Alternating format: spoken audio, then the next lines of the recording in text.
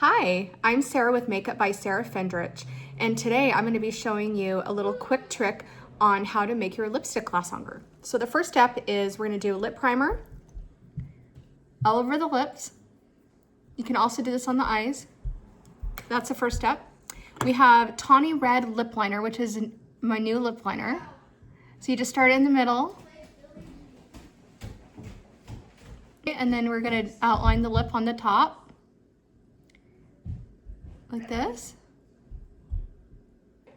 And then now we're gonna do my new lipstick. It's called Joyride. So it's kind of like a plummy pinkish, and it's matte. It's very creamy.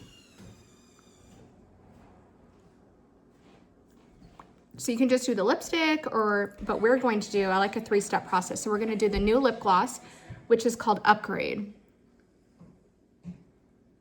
I love this lip gloss.